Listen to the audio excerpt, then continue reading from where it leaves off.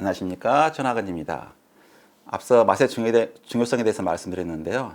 지금부터 오미에 대해서 말씀드리겠습니다.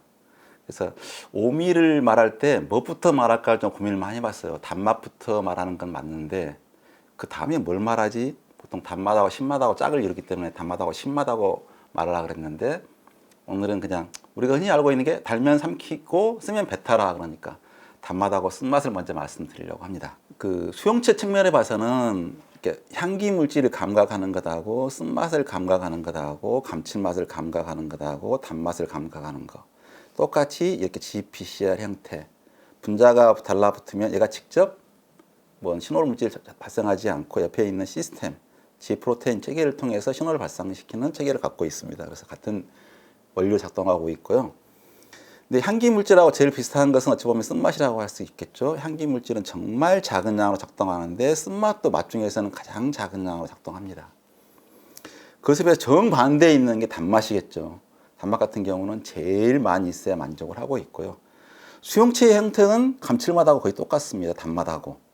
그렇죠. 그래서 똑같은 그 형태고 이 두 가지하고 이쪽은 다른 타입입니다.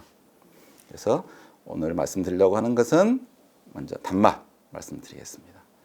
단맛을 도대체 우리가 왜 감각하고 우리 몸에서 어떤 역할을 하는지, 그 다음에 보통 설탕에 대해서 오해가 많은데 그런 내용도 있을 거고, 단맛에 대한 기술 이런 내용도 있을 거고, 감미료나 탄수화물에 대한 오해도 많습니다.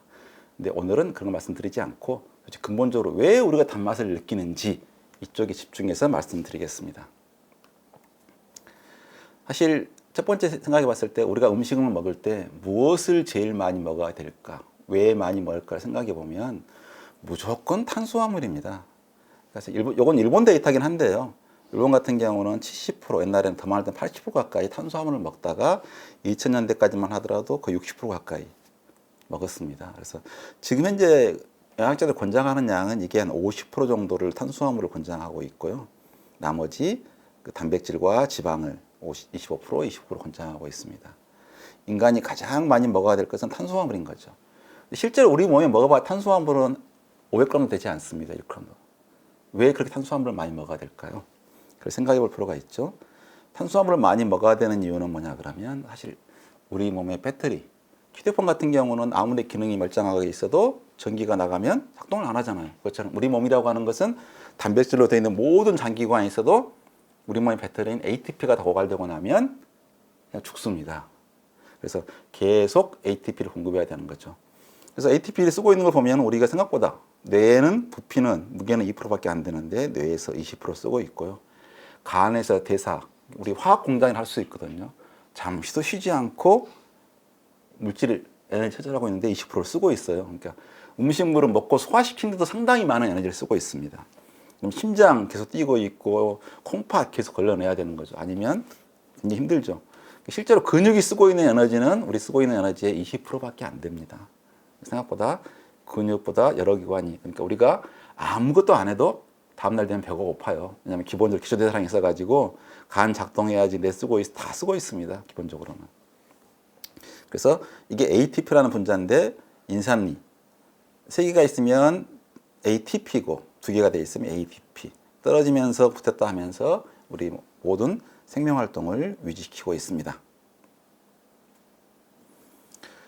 그래서 이제 포도당의 실체를 보면 우리가 이제 항상 감사해야 될 게, 제가 포도당 말하는 게 물이 가면 물을 분해해서 수소 이온을 이산화탄소에다 붙여놔서 포도당을 만듭니다. 이게 모든 생명과 유기물의 시작인 거죠. 그러면서 산소를 버립니다. 그러니까 산소 자체가 원래는 상당히 유해한 기체였어요. 그러다가 산소를 이용해서 다시 태우는 생명체가 등장한 거죠. 그래서 이 포도당이 만들어지면 또 식물은 이상한 게 포도당으로 다른 부분을 보내지 않고 과당으로 바꿔요. 그래서 포도당과 과당을 합하면 설탕이 되는데 설탕 형태로 체내에 보내줍니다. 그럼 이걸 갖다가 다른 세포들이 다른 뿌리 저장하기도 하고 쓰고 있는 거죠.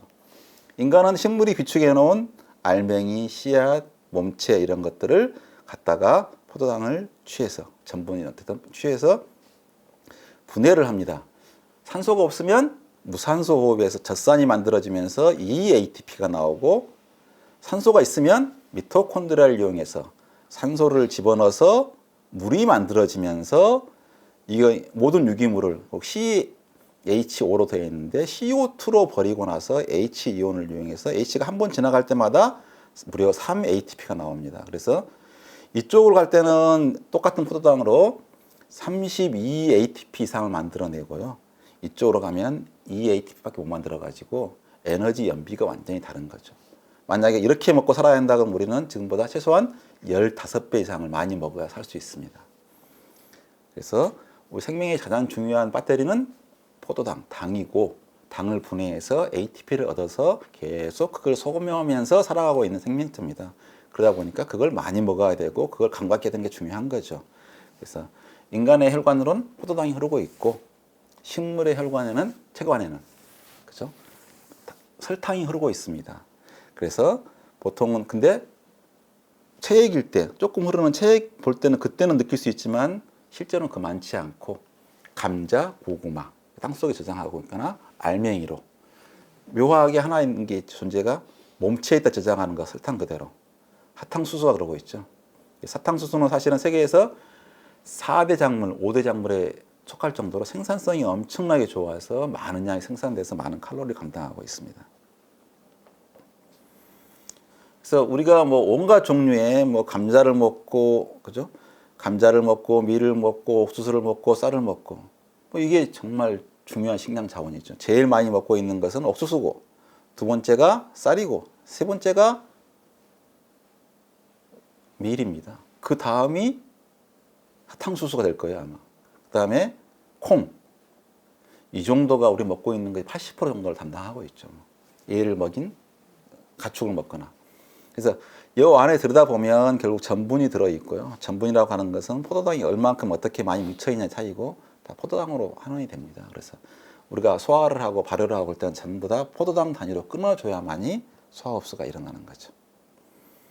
그래서 탄수화물을 많이 먹어야 되기 때문에 다른 만물질 같은 경우는 어떤 게 쾌감이 거의 있다 없다가 사라진 것도 있고 좀 있으면 다가 사라지는 게 있고 어떤 것은 좀 더 많이 있다가 사라지는 게 있는데 설탕은 엄청나게 많이 먹어도 설탕이 유지되는 거죠. 그래서 가장 쾌락 성분이라고 할 수 있습니다. 그래서 조상들이 옛날부터 단 것에 갈망했어요. 그래서 제일 옛날에 이야기 많이 하시죠? 그죠? 호랑이 온다 그럴 때는 애가 울음을 안 그치더니 꽃감을 준다 그러니까 이걸 딱 붙이니까 호랑이가 자기보다 무서운 존재가 있다 생각하고 도망갔다는 꽃감이 얼마나 맛있었으면 요즘에는 꽃감 좀 잘 안 먹을걸요. 하도 먹을 게 넘어서 훔쳐서 감보다는 포도가 훨씬 더 답니다. 포도를 말려놓은 게 건포도죠. 건포도 싫어하는 사람이 별로 그렇게 많더라고요.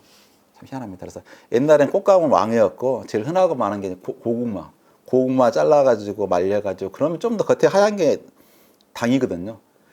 이렇게 해서 이거라도 닭을 다고 먹었는데 그다음에 엿 같은 경우 갱년, 조청 만들거나 엿 만들어 가지고 먹고 꿀 정말 귀한 거였죠. 그래서 항상 단 것은 갈망했던 건데요. 우리가 사실은 이제 설탕에 욕하는 이유가 뭐냐 그러면 압도적으로 많이 써서 그렇습니다. 우리가 뭐 온갖 감미료가 많은 것처럼 보이는데 실 단맛이 좀 많은 것처럼 보이는데 뭐 과당 많이 얘기하는데 전 세계적으로 과당 사용량은 9%밖에 안 돼요. 그 다음에 설탕을 대체할 목적으로 고감미 감미제가 나왔는데 이것들은 보통 100배 이상 되거든요. 그러면 사실 설탕이 1,000원이라 그러면 얘 같은 경우 100배가 더 이상 강도가 강하니까 100배 강하니까 가격이 10만 원 해도 똑같은 가격으로 쓸 수 있는 거예요. 그러면 이걸 갖다가 10만 원, 20만 원 한 걸 가격을 낮추면 훨씬 더 시장을 지배해야 될 것 같은데 이런 합성 감미료가 등장한 지가 100년이 넘었습니다. 종류는 엄청나게 많은데 겨우 아스파탐, 사카린, 수크랄로스 이런 거 쓰고 있고요. 시장은 10%를 넘지 못합니다. 왜 설탕이 이렇게 압도적인 지배를 하고 있을까요? 그것부터 생각하는 게 맞지 설탕 마체가 특별한 문제 있는 것처럼 말한 것은 맞지 않죠. 사실 설탕이 나쁘다 그러면 말이 안 돼요. 왜 말이 안 되냐 그러면 설탕 그대로 있으면 소화 흡수가 안 돼요. 가장 우리가 전분으로 되면 소화 흡수 안 되는 거잖아요. 셀룰로스 소화 흡수 안 되고 끊어져야 되는 거잖아요. 설탕으로 돼 있을 때는 포도당과 과당이 하나씩 돼 있는데 이렇게 흡수되는 게 아니라 반드시 쪼개져서 포도당으로 들어오고 과당으로 들어오고 과당으로 들어온 다음에 다시 포도당으로 전환돼서 소비되는 거예요.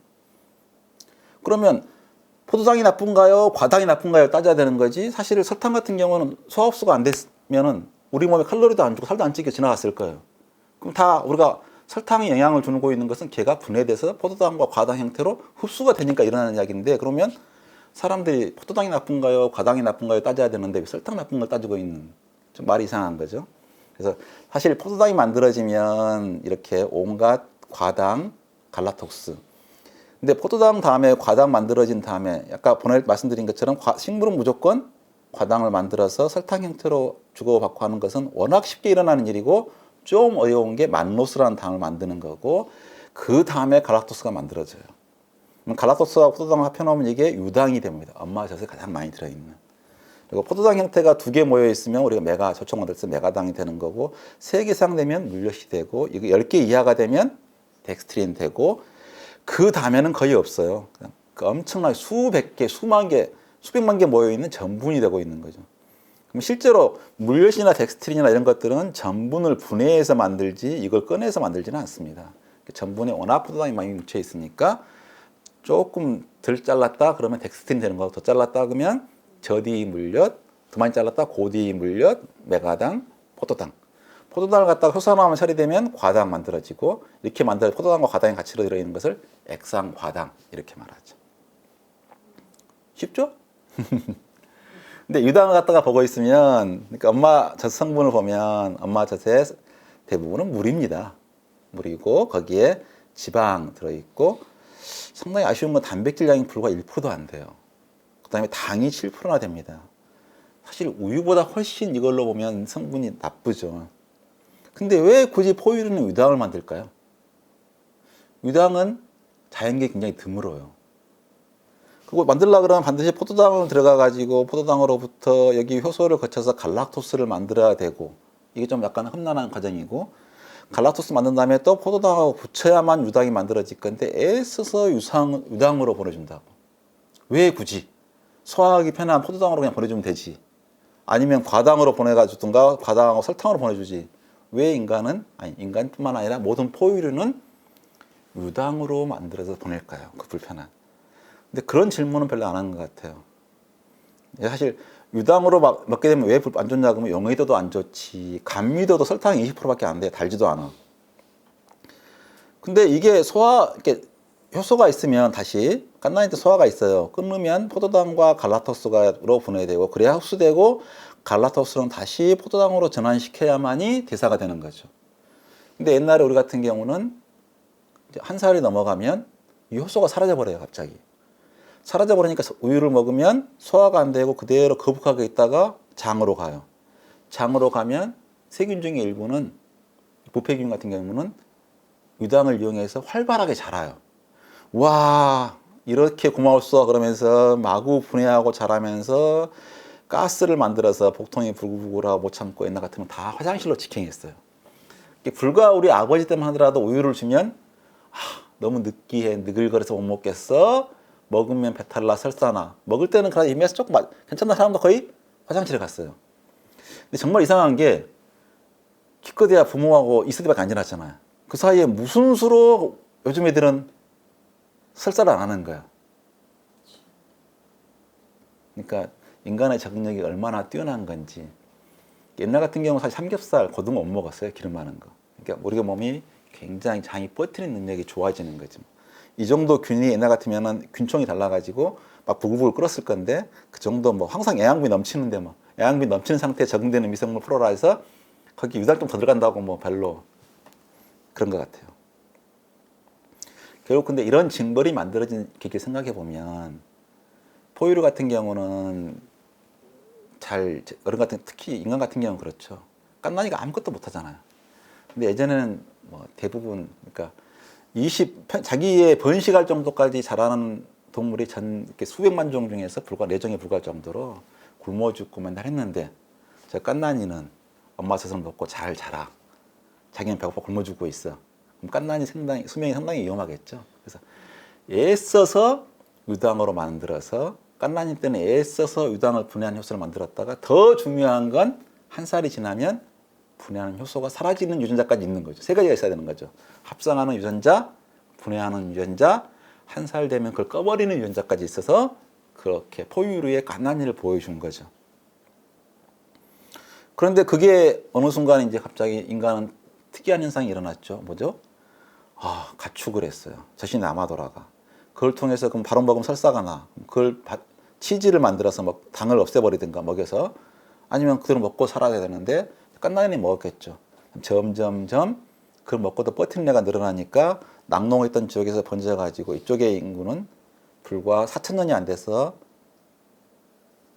우유를 소화할 수 있는 인간 전 세계적으로 쫙 펼쳤고요. 우리나라 아직까지 소화를 못 시키는 지역, 전혀 우리가 못 시킨 적도 있고요. 이게 속합니다. 그러니까 우리 인간이 지난 수십만 년 동안 전혀 안 변한 것도 많은데 변한 것도 굉장히 많습니다. 그리고 수십 년 만에 바뀐 것도 있고 수백 년 바뀐 것도 있고 1,000년에 걸쳐서 바뀐 것도 있고.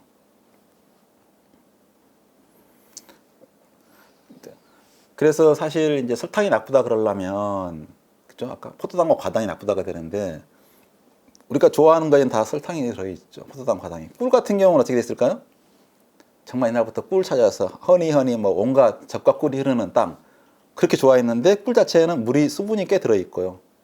그래도 사실은 이 수분량이 40%가 넘어가면 썩을 거예요. 근데 수분량이 불과 20%가 안 되니까 얘는 아무나 또 보관성이 있는 거죠. 그다음에 과당과 글루코스가 이렇게 분해되어 있습니다. 먹으면 바로 쫙쫙. 옛날에 꿀물 먹으면 분해할 것도 없이 바로 쫙쫙 당이 들어오니까 당 떨어질 때 먹으면 굉장히 좋은 거죠. 꿀 같은 경우도 이 과당과 포도당이 이렇게 들어있고요. 설탕도 똑같이 반반, 딱 1대1 들어있는데 얘는 뭐가 있냐면 결합되어 있습니다. 항상 분해되어 있지 않고. 그 다음에 포도 같은 경우도 과당 많이 들어있고 포도당 많이 들어있고 굉장히 과일 중에 제일 단편에 속하죠. 이게. 근데 고과당은 아까 물엿 만들어서 전환시켰는데 100% 전환을 못 시키고 절반 정도 시키고 있고요. 그다음 주스. 설탕이 나쁘니까 천연 아가베 시럽을 넣겠습니다. 그런데 아가베 시럽에는 과당이 이렇게 많이 들어있네요. 분해된 상태로. 그러니까 설탕을 대체하려는 노력 자체는 설탕을 줄이려는 노력은 괜찮은데 대체하려는 노력은 별로 효과적이지 않은 경우가 많습니다. 그러니까 아가베 같은 경우는 이렇게 용설란이라고 하는 것 중에서 돼 있고요. 꿀 같은 경우도 사실은 성인은 먹어도 괜찮은데 애 같은 경우는 아직 장내에 세균이 발달되지 않기 때문에 위험한 경우도 꽤 있고요. 알러지나 독성 물질 고민해봐야 되는 거죠. 설탕에서 이제 제일 중요한 건 뭐냐 그러면 설탕을 감미를 일로 했을 때 설탕보다 안 단 물질, 그러니까 당류 중에서 안 단 물질이 꽤 많이 있고요. 설탕보다 단 당류는 과당 정도가 있습니다. 최대 1.8배 정도 달고 온도에 따라 바뀝니다. 그 다음에 이제 대체 감미료 중에서는 30배 단 게 있고 대부분 100배 이상 답니다. 이것은 천연 식물에 수출한 거고 이건 식물에 수출한 단백질입니다. 천연물인데도 불구하고 2,000배, 3,000배까지 단 물질이 들어있고요. 합성으로 온 것 중에서는 아스파탐, 아세설팜, 사카린. 사카린은 정말 100년 넘어간 오래된 거고요. 수크랄로스, 심지어는 자연에 이렇게 20만 배나 강한 물질이 있는 거죠. 그러면 설탕 안 쓰고 칼로리만 단맛만 있고 칼로리는 없는 이걸 먹으면 설탕의 고민이 해결될까요? 근데 100년 동안 개발됐는데 아직까지도 이렇게 설탕을 많이 써서 설탕을 욕할까요? 첫 번째 알아봐야 될 게, 그건 위험한 거 아니야? 위험한 건 아닙니다. 왜 그렇게 단 거야? 그러니까 단맛 같은 경우는 분자에 정말 OH하고 H가 되어 있는 것들이 당류에는 굉장히 많거든요. 그러니까 탄수화물이라고 하는 게 탄소가 있고 중간에 한쪽은 OH가 붙어 있고 한쪽엔 H가 붙어 있는 이 구조가 6개 붙어 있는 게 6탄당, 5개 붙어 있으면 5탄당. 주로 5탄당이 6탄당이 많죠. 그래서 이 부분을 감각하고 일부만 감지한 거라서 굳이 수용체로 비교하자면 이렇게 짧게 간단하게 수용하는 물질이고요.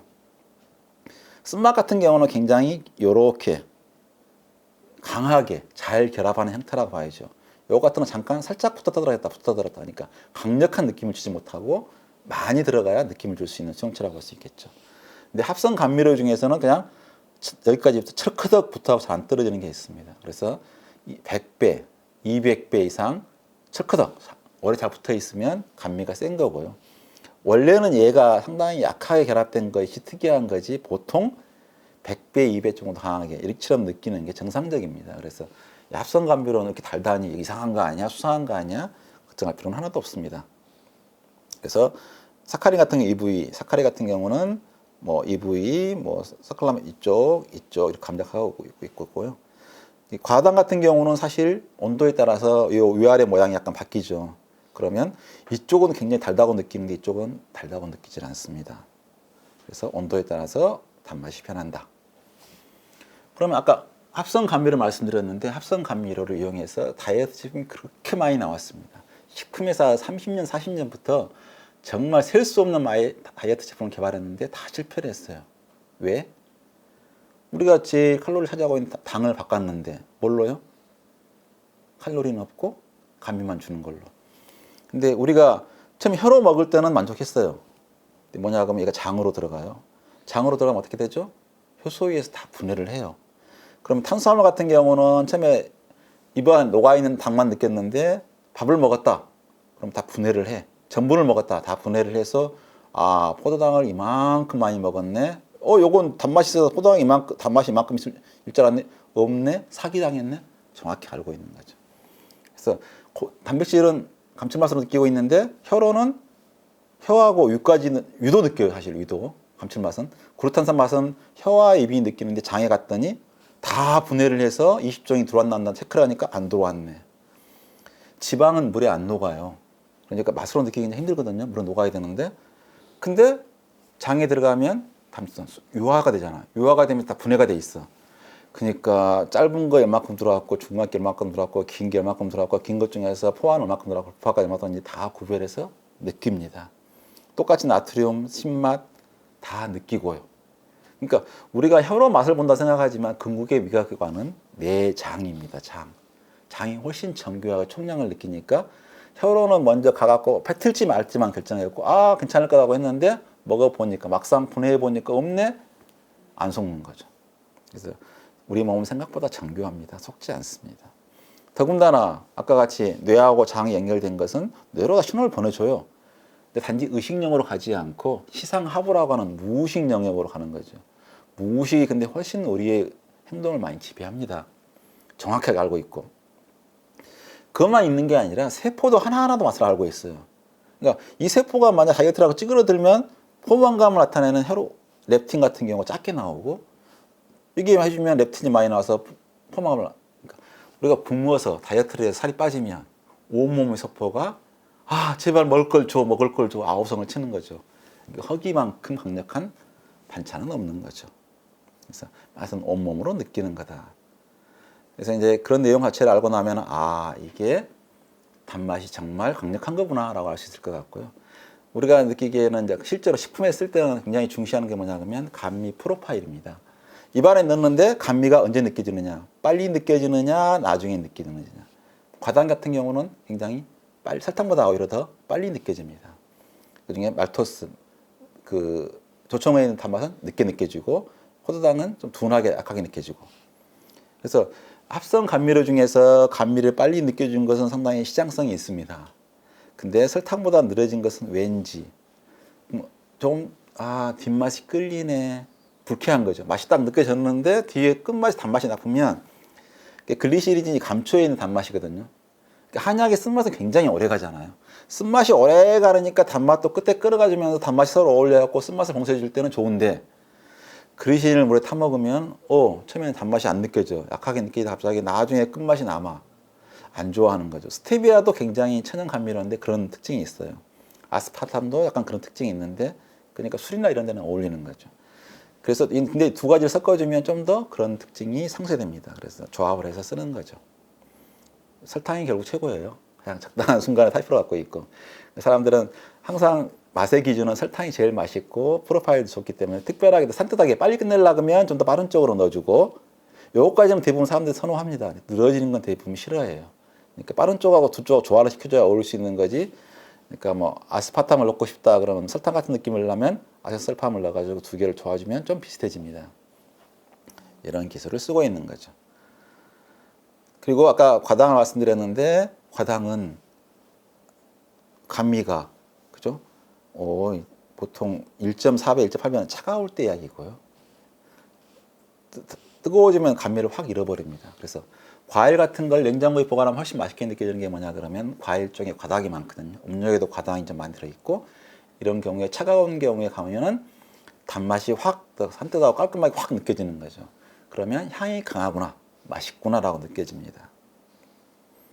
과학으로 하니까 쉽죠? 그리고 사실 고감미 감미제 쓰기 어려운 점 하나 뭐냐면 이게 보통 100배에서 200배, 300배 숫자가 다 달라요. 다른 이유가 뭐냐 그러면 사카린이 600배 근데 600분의 1로 설탕 같은 것에 비해서 600분의 1로 느낄 때도 뭔가 단맛이 있다고 느낀 이야기지 설탕 10% 느끼려면 이거밖에 안 되는 거죠. 그러니까 처음에는 빨리 느껴지긴 하는데 얘가 용도를 늘린다고 설탕같이 비례적으로 감미가 올라가지 않고 감미의 지수가 낮아져 가지고 우리가 좋아하는 설탕 정도 느끼려면 100배 정도. 이게 사이클라마이트도 어떤 데는 감미가 10배라고 된 것도 있고 30배라고 된 거 있는 것도 농도에 따라서 특히 이렇게 이제 감미가 강한 거에 있는 경우는 희석하면 효과가 떨어지는 경우가 많습니다. 고감미 감미제를 쓰게 되면 또 하나 단점이 뭐가 있냐면 아스파탐을 이렇게 넣어놨어요. 근데 아스파탐이 알데하이드를 만나거나 열에 의하거나 분해될 수가 있거든요. 분해되면 갑자기 감미가 뚝 떨어지니까 맛이 완전히 변해갖고 이상해져 버리는 거죠. 아스파탐이 들어가 있는 다이어트 콜라를 만들었어. 갑자기 다이어트 콜라 맛이 이상할 수가 있는 아스파탐 자체가 분해돼 버리면 감미를. 아스파탐 같은 경우는 아미노산 두 개로 돼 있거든요. 펩타이드 결합이 잘 분해가 돼요. 그러면 아스파트산하고 페닐알라닌으로 분해가 되는데 둘 다 이건 약간의 감칠맛, 쓴맛이 나타나기 때문에 맛이 완전히 달라지는 거죠. 강력한 단맛이 되는 게 아니라 전혀 다른 맛이 되니까 전체적인 맛 균형이 완전히 무너져 버리는 그런 것도 있습니다. 그래서 이제 대충 결론 낼 게 오늘 설탕에 대해 말씀드릴 게 아니고 이것만 말씀드리고 싶어요. 요즘 탄수화물이 나쁘다는 이야기를 많이 하는데 그렇지 않습니다. 탄수화물이 적정한 탄수화물은 50% 정도까지 요건 25%를 적당히 먹었을 때는 부작용이 제일 작아요. 단백질이 더 많고 지방도 작고. 근데 많이 먹게 됐을 때 탄수화물은 이만큼 더 먹으면 부작용도 이만큼 확 올라가는 거죠. 소화 흡수가 잘 되니까. 근데 단백질 같은 경우는 부작용이 더 작게 올라가고 지방은 더 작게 올라가는 거죠. 그러면 탄수화물을 이렇게 확 줄이면 부작용이 작게 일어나고 이것에 의한 부작용은 조금밖에 안 늘어나니까 이쪽이 살 잘 빠지고 좋습니다라고 말하는 게 이제 저탄고지인데 실제로 시간이 지나면 부작용이 나타납니다. 그리고 환경에 굉장히 리스크가 있죠. 그만큼. 왜냐하면 탄수화물에 비해서 단백질과 지방을 만들어내려면 3배 이상의 에너지가 들어가요. 그러니까 환경을 생각하면 사실은 이쪽을 먹는 게 좋고 적당히 먹으면 아무 문제 없이 제일 좋은 영양원이고요. 근데 우리가 먹을 걸 참기 힘드니까 일시적으로 도저히 안 되겠어. 그때는 이제 저탄고지를 통해서 그 맞는 사람이라면 해볼 수 있는 거지. 이건 탄수화물은 나쁜 거야, 당은 나쁜 거야. 터무니없는 이야기는 좀 안 했으면 좋을 것 같아요. 그래서 사실 설탕 하나하고 다이어트 하나만 가지고도 1시간 얘기할 수 있는 게 있거든요. 다이어트는 1시간 얘기할 수 있고. 그래서 그러면 정말 잘난 사람한테 그럼 어떤 게 감미로 치고 제일 안전하고 좋은 거야라고 물어보세요. 제가 다 그게 거짓말이라는 걸 증명해 드릴게요. 간단하게. 그러니까 사실은 우리가 적게 먹어야 될 문제를 어떤 특정한 것의 문제로 삼지 말고 그중에 감미료 중에 설탕이 제일 안전하다. 이렇게 좋고 안전한 건 맞아. 싸고 저렴하고 좋은 건 맞아도 우리는 너무 많이 먹어서 문제를 일으키고 있구나 라고 생각하시는 게 맞습니다. 이렇게 간단하게 단맛에 대해서 알아봤습니다. 수고하셨습니다.